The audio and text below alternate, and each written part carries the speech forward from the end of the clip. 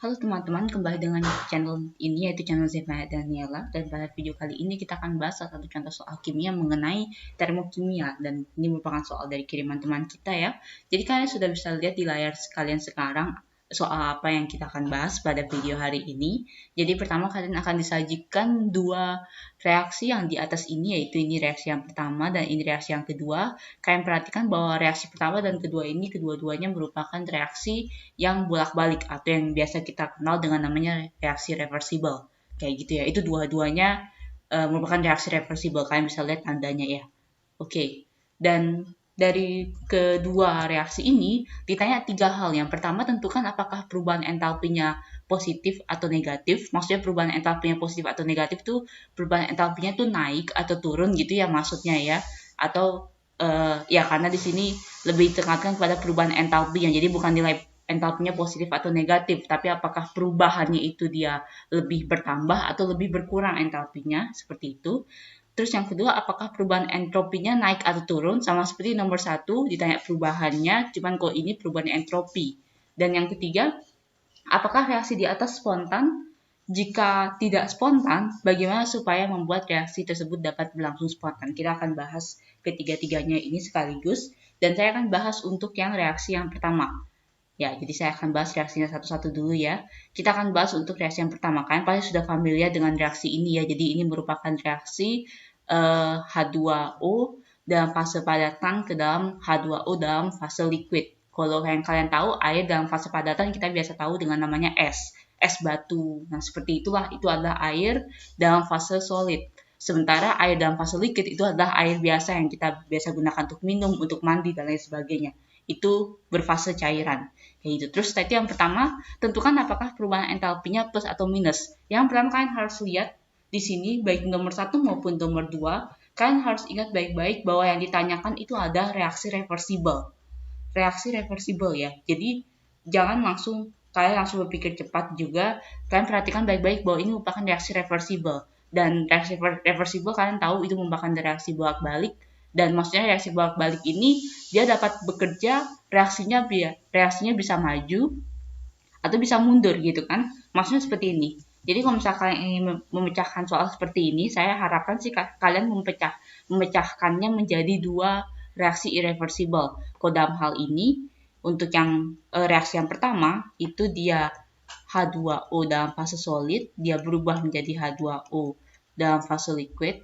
Dan yang kedua, itu adalah reaksi yang baliknya, yaitu H2O dalam fase liquid menjadi H2O dalam fase solid. Seperti itu.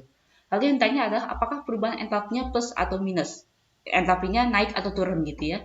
Dan saya tidak akan bahas terlalu panjang mengenai definisi entalpi. Kalian tahu entalpi itu sangat dipengaruhi, sangat menunjukkan panas reaksi yang ada di dalam reaksi tersebut gitu ya. Perubahannya itu bisa menunjukkan apakah dia mengeluarkan kalor atau menyerap kalor seperti itu.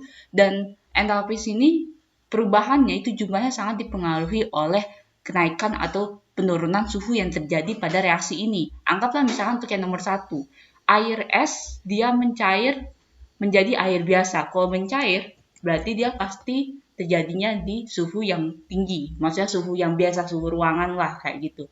Berarti kalau suhu yang tinggi berarti suhunya kan dia kan pasti kan akan naik. Berarti otomatis dia akan eksoterm reaksinya. Ya kan, kalau dia reaksinya eksoterm berarti perubahan entalpinya pun itu adalah negatif. Kayak gitu.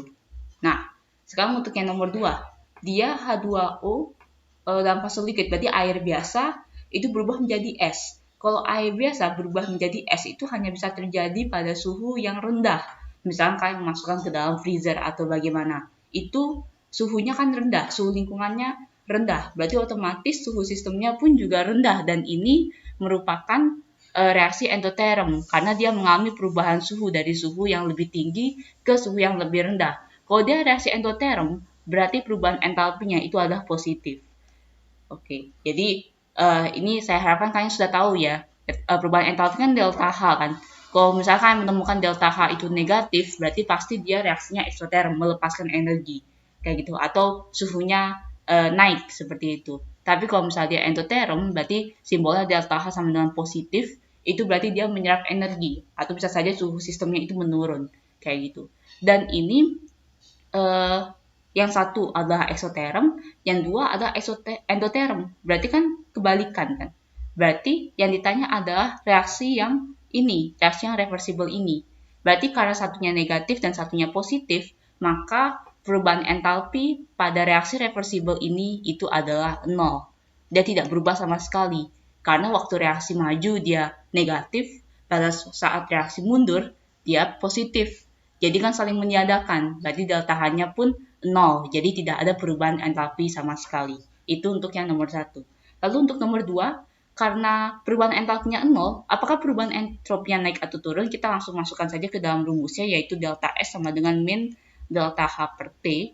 Kalau misalkan delta H-nya pun 0, berarti otomatis delta S-nya pun juga 0, berapapun juga suhunya.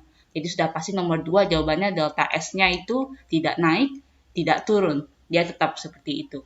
Kayak itu. Terus yang nomor 3, apakah reaksi di atas spontan? Nah, kita akan jawab dulu. Pertanyaan yang pertama, apakah reaksi di atas spontan? Kalau misalnya spontan, kita nggak perlu jawab yang pertanyaan yang kedua ya. Tapi kalau misalnya nggak spontan, baru kita akan jawab. Pertama, kita akan cek lagi di dua reaksi ini, dua reaksi yang irreversible ini. Kalau misalkan S, untuk yang nomor 1 ya, H2O dalam fase solid, S dia berubah menjadi air, berubah menjadi cairan air biasa gitu ya. Itu dia spontan ya. Ya kan, kalian pasti setuju ya. Kenapa saya bilang spontan? Karena kasarnya bisa dikatakan seperti inilah. Es, kalau misalnya kalian tempatkan di dalam suhu yang biasa saja, tidak suhu panas, tidak suhu dingin, dia pasti akan meleleh kan. Dia pasti akan meleleh walaupun selama apapun juga, tapi dia pasti akan meleleh. Jadi pasti yang nomor 1 ini dia reaksinya berlangsung spontan. Sedangkan bagaimana untuk yang reaksi yang baliknya, reaksi yang nomor 2, yaitu mulai dari air berubah menjadi es. Kalau misalkan air berubah menjadi es, misalkan kalian menempatkan suatu air di dalam sebuah suhu ruangan lah, tidak terlalu dingin dan tidak terlalu panas. Apakah dia lama-lama akan menjadi es? Enggak ya. Berarti otomatis yang nomor 2 tidak spontan. Nah, kalau misalkan yang reaksi majunya spontan, tapi reaksi 2-nya tidak spontan, berarti untuk reaksi reversible ini, itu gabungannya adalah tidak spontan. Jadi reaksi reversible ini merupakan reaksi yang tidak spontan. Nah, kalau dia reaksi tidak spontan, yang ditanya adalah bagaimana supaya membuat reaksi dapat berlangsung spontan. Kita akan lihat, untuk yang reaksi yang pertama kan sudah spontan, jadi tidak ada masalah ya. Sementara untuk reaksi yang kedua, dia tidak spontan. Bagaimana caranya supaya membuat agar reaksi ini tetap spontan? Nah, kita akan lihat sekarang, kalau misalkan air ditempatkan di dalam suatu suhu yang biasa saja, maka dia tidak akan mungkin menjadi es. Dan supaya dia bisa menjadi es secara otomatis, maka mau nggak mau kita harus menempatkannya ke dalam suatu ruangan yang dingin dong. Ya kan? Jadi kalau misalnya kalian ingin buat air es ceritanya, kalian pasti harus menempatkan air ke dalam es dan pasti otomatis dia akan mengalami pembekuan kayak gitu kan. Jadi caranya supaya reaksi yang kedua ini tidak spontan, caranya supaya reaksi yang kedua ini spontan itu adalah menurunkan suhu sistem. Kayak gitu. Jadi kalian bisa menaruhnya misalkan air biasa ya. Air biasa kan jadi sistemnya yang awalnya kalian taruh di tempat ruangan yang biasa, itu kalian turunkan suhunya dengan cara memasukkannya ke dalam freezer. Nanti setelah dia dimasukkan ke dalam freezer, maka reaksi ini akan menjadi spontan. Karena airnya kan otomatis akan berubah menjadi es tanpa kalian apa-apakan lagi. Begitu. Itu untuk yang nomor 1, untuk reaksi yang nomor 1. Oke. Dan sekarang untuk yang nomor 2, reaksi asam sulfat itu ya. Saya akan hapus dulu semuanya. Reaksi asam sulfat juga sangat persis, pertanyaannya seperti yang nomor 1 tadi. Jadi saya akan langsung cepatkan saja karena kan sudah tahu ya kira-kira apa jawabannya. Oke, jadi ini merupakan reaksi asam sulfat yang dia terionisasi menjadi ion-ionnya. Ini ada ion hidrogen dan ada ion sulfat dan dia mengeluarkan energi. Seperti biasa kalian harus uraikan menjadi 2 reaksi irreversible. Yang pertama dia seperti ini, H2SO4. Dia berubah menjadi 2H+, ditambah dengan SO4 2-, ditambah dengan energi. Ini E-nya maksudnya energi ya.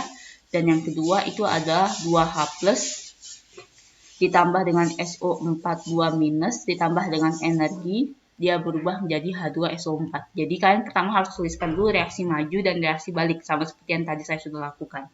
Oke, tentukan apakah perubahan entalpinya itu naik atau turun. Sekarang sama persis seperti tadi. Pada reaksi yang pertama, dia energinya ada di hasil, berarti dia mengeluarkan energi. Kalau dia mengeluarkan energi, berarti itu ada reaksi eksoterm. Ya kan? Kalau reaksi eksoterm berarti delta-nya negatif dong ya. Oke, itu baru reaksi yang maju. Sekarang untuk reaksi yang balik, energinya ada di bagian reaktan, berarti dia menyerap energi. Kalau dia menyerap energi, berarti dia endoterm. Kalau dia endoterm, berarti delta-nya positif. Nah, penggabungan antara keduanya, negatif dan positif, itu 0. Berarti otomatis pada reaksi ini, reaksi yang reversible ini, delta-nya pun juga 0. Seperti itu, karena dia saling meniadakan kan. Yang reaksi maju dia eksoterm, terus waktu baliknya dia endoterm lagi gitu. Nah, jadi berarti delta-nya 0, sama seperti tadi. Yang nomor 2 juga kita dapat dengan mudah menyelesaikannya. Apakah perubahan entropinya naik atau turun? Berarti delta S sama dengan min delta H per T. Seperti tadi, kalau misalkan delta hanya 0, maka delta S-nya pun juga 0. Berarti delta S itu sama dengan 0. Berarti perubahan entropinya tidak naik dan tidak turun ya. Oke. Dan sekarang untuk yang ketiga, apakah reaksi di atas spontan? Kita harus tahu dulu reaksi di atas, reaksi yang ini spontan atau tidak. Nah, ini cukup berbeda dengan soal jawaban pada reaksi air tadi ya. Kita akan lihat sekarang untuk yang pertama. Ini kan merupakan reaksi ionisasi ya. Asam sulfat dia berubah menjadi ion-ionnya. Itu dia ion hidrogen dan ion sulfat. Dan ini pasti pastinya terjadi ini aqueous semua nih, aqueous, larutan semua dia. Ya, dia mengalami reaksi ionisasinya memang biasanya di aqueous gitu. Dan untuk reaksi yang pertama ini dia dapat berlangsung spontan. Saya bisa bilang bahwa untuk reaksi maju ini dia berlangsung secara spontan. Kenapa begitu? Karena di dalam larutan itu spesinya terdapat spesi asam sulfat dan terdapat spesi ion-ionnya juga. Jadi semuanya dia dapat terurai langsung secara otomatis apabila kalau kita memasukkan asam sulfat ke dalam sebuah larutan. Kalau misalnya kita bikin larutan asam sulfat, maka otomatis dia akan terurai menjadi ion-ionnya, sehingga dia akan ada spesi ion-ion hidrogen dan ion-ion sulfat di dalam larutannya. Dan bagaimana dengan yang reaksi baliknya, yaitu reaksi yang nomor 2? Kita akan lihat bahwa reaksi yang nomor 2 ini merupakan reaksi penggabungan. Jadi dari ion-ion dia berubah menjadi molekul, dan ini pun juga spontan. Karena seperti yang tadi saya sudah bilang, bahwa di dalam suatu larutan, itu dia terjadi penguraian maupun penggabungan juga, baik dalam satu waktu yang sama. Jadi dia ini spontan, dan kedua reaksi ini di dalam fase larutan, di dalam fase aqueous, itu dia berlangsungnya itu hampir sama lah waktunya. Jadi pada larutan, dia terjadi reaksi seperti ini, reaksi asam sulfat seperti ini, kayak gitu. Dan ini semua berlangsung secara spontan, jadi dia bolak-balik terus ya, dia reaksinya di dalam larutan, kayak gitu. Kalau sudah spontan, berarti kita nggak perlu tuh jawab lagi ya, bagaimana supaya membuat reaksi dapat berlangsung spontan, karena dia sudah spontan dari sananya.